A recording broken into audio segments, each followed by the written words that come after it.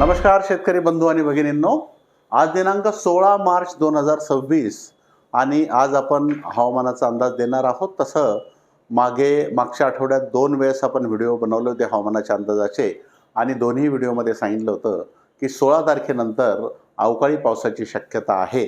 फक्त कुठे पडेल, किती पडेल, त्याचं प्रमाण कसे राहील याच्याबद्दल 16 तारखेला सोमवारी तुम्हाला माहिती देऊ याबद्दल सांगितलं होतं. तर त्या पद्धतीनं आज जर आपण पाहिलं तर आज हे फक्त महाराष्ट्रामध्ये तर फारसं कुठे नाही, पण महाराष्ट्राची जी बॉर्डर आहे तेलंगणा आणि कर्नाटका या भागामध्ये काही ठिकाणी ढगाळ वातावरण व वादळी पावसाची शक्यता आज 16 तारखेला आहे. 17 तारखेला सुद्धा फारसा भाग नाही, पण हा जो दक्षिण भाग आहे, आपण ज्याला असं म्हणू की महाराष्ट्राची दक्षिण भागाला जे कोल्हापूर, सातारा, सोलापूर, धाराशिव, थोडंसं लातूर, नांदेड, थोडंसं यवतमाळचा भाग, चंद्रपूर, म्हणजे ही दक्षिण कडा जी आहे किंवा दक्षिण बॉर्डर जी आहे त्या भागात 17 तारखेला मंगळवारी काही ठिकाणी ढगाळ वातावरण व तुरळक ठिकाणी वादळी पाऊस व एखाद दुसऱ्या ठिकाणी गारपिटीची सुद्धा शक्यता नाकारता येत नाही 17 तारखेला. मग आपण जर पुढे गेलो तर 18, 19 आणि 20 हे 3 नकाशे तुम्ही पाहून घ्या. 18 तारखेला जर आपण पाहिलं तर जवळपास महाराष्ट्रामध्ये हा कोकण जर सोडला तर बऱ्याच ठिकाणी असा हा हिरवा हिरवा भाग दिसतो. म्हणजे वेगवेगळ्या ठिकाणी, विविध ठिकाणी बुधवारी 18 तारखेला वादळी पावसाची, दुपारनंतरच्या वादळी पावसाची आणि ढगाळ वातावरणाची शक्यता नाकारता येत नाही. बुधवार झाला हा. इथे जर आपण पाहिलं तर थोडंसं प्रमाण त्यातल्या त्यात जास्त हे तुमचं धाराशिवमध्ये दिसतंय, लोहारा आणि उमरगा, त्यानंतर निलंग्यामध्ये दिसतंय, त्यानंतर तुमचं उदगीर, देगलूर, मुखेड, त्यानंतर इकडे तुमचं गडचिरोलीमध्ये सुद्धा भामरागड, आहेरी हा जो नॅक्सलेटचा एरिया आहे तिकडे. असं जर पाहिलं आपण तर बुधवारी विखुरलेल्या स्वरूपात इकडे थोडंसं खानदेशात कमी दिसतं, पण तरी आपण असं वेगळं हे न करता बुधवारी बऱ्याच ठिकाणी विखुरलेल्या स्वरूपात मध्यम, हलक्या ते मध्यम वादळी पावसाची शक्यता आहे.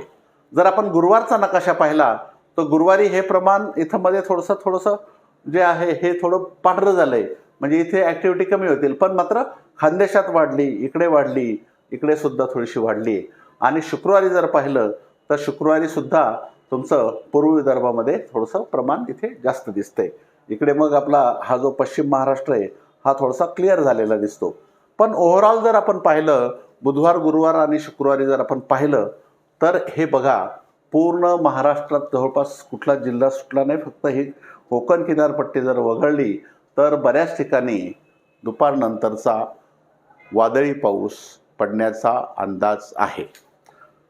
आता कोणत्या जिल्ह्यात आणि कोणत्या तालुक्यात आणि कधी पडेल याच्याबद्दल अचूक सांगणं कोणालाही शक्य नाही. फक्त वेगवेगळ्या ठिकाणी, विविध ठिकाणी, कारण आपण जर मॅप पाहिला तर सगळाच मॅप ग्रीन झालेला आहे. काही ठिकाणी डार्क ग्रीन आहे, काही ठिकाणी फेंट ग्रीन आहे. पण याचा अर्थ असा आहे की वेगवेगळ्या ठिकाणी, विविध ठिकाणी, विविध दिवशी, त्यातल्या त्यात 17 म्हणजे 18, 19 आणि 20 बुधवार, गुरुवार आणि शुक्रवार अशा 3 दिवसात विविध ठिकाणी पावसाची शक्यता, वादळी पावसाची शक्यता नाकारता येत नाही.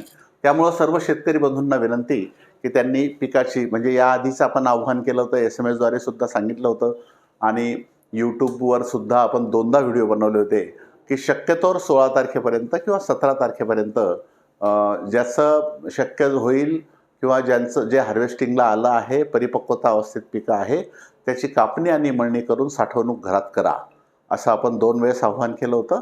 आता जास्त वेळ आपल्या हाताशी नाही आहे, उद्याचा दिवस आहे. काही शेतकऱ्यांना शक्य झालं तर त्यांनी ते करू शकता आणि नाही तर मग बघू. कारण आता काय सगळ्याच ठिकाणी फारच मोठा पाऊस पडेल असं नाही, पण पाऊस बरीचशी व्याप्ती, म्हणजे बराच भाग वापेल.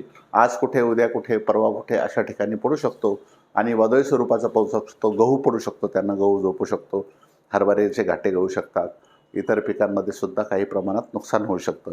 पण आता आपल्या हाताशी जास्त वेळ नसल्यामुळं आता लेटस सी म्हणजे काय होतं ते बघावं लागेल. पण खचून जाऊ नका कोणीही आणि धीर सोडू नका.